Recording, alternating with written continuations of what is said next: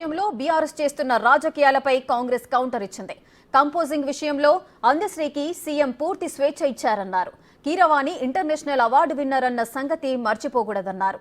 సమంత, పుల్లెల గోపీచంద్, మంచులక్ష్మి లాంటి వాళ్లకి కేసీఆర్ అవకాశాలిచ్చినప్పుడు వాళ్లు ఆంధ్ర వాళ్లు అని గుర్తులేదా అని బీఆర్ఎస్ నేతల్ని ప్రశ్నించారు.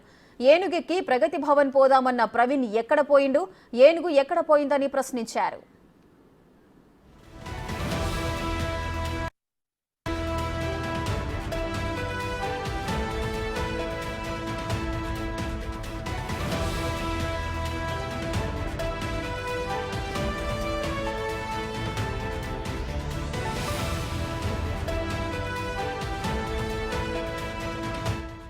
అనే గొప్ప ఎవరైతే మ్యూజిక్ డైరెక్టర్ ఉన్నాడో మీ అందరికీ తెలుసు, ఇంటర్నేషనల్ అవార్డు.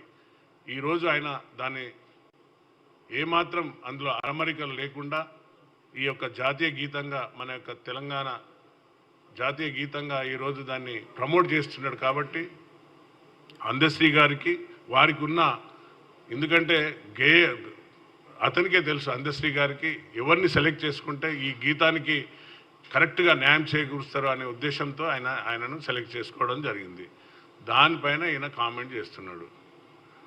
ఒకసారి నువ్వు ఆత్మవిమర్శ చేసుకో. ఆర్ఎస్ ప్రవీణ్ కుమార్, 10 ఏళ్లలో ఉన్నప్పుడు నువ్వు ఏం చేసినావు?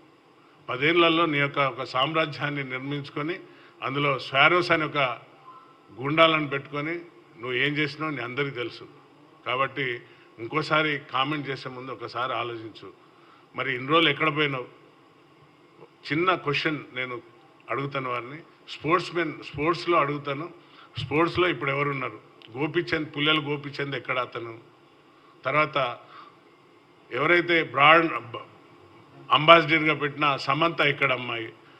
తర్వాత అలాగే మన చేనేత కార్యక్రమానికి పెట్టిన సమంత ఎక్కడ అమ్మాయి?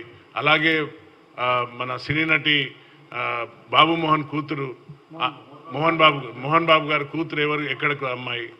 ఇవన్నీ గుర్తుకు రాలేదు అప్పుడు వారిని అందరినీ బ్రాండ్ అంబాసిడర్గా పెట్టినప్పుడు, బ్రాండ్ అంబాసిడర్గా పెట్టినప్పుడు. ఈరోజు ఎట్లా మాట్లాడుతున్నావు? తెలంగాణ ఆంధ్ర అని ఎట్లా అంటున్నావు? మరి కేసీఆర్ ఆంధ్రోలకు కాలికి ముళ్ళు గుచ్చుకుంటే పంటితో తీస్తా అన్నాడు. మరి అప్పుడెక్కడ పోయినావు? ఇవాళ గుర్తుకొచ్చిందా? కాబట్టి ఒకసారి మాట్లాడే ముందు ఆలోచించుకో. దళితులారా, ఈయన పచ్చి మోసగాడు.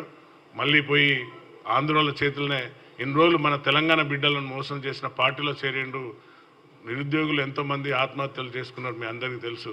కాబట్టి సోదరులారా, దళిత సోదరులారా, ఈయన ముసుగు వేసుకున్న వన్యమైన పులి. కాబట్టి నక్కజిత్ల మాటలు నమ్మకండి. కీరవాణి అనే గొప్ప ఎవరైతే మ్యూజిక్ డైరెక్టర్ ఉన్నాడో మీ అందరికీ తెలుసు, ఇంటర్నేషనల్ అవార్డు.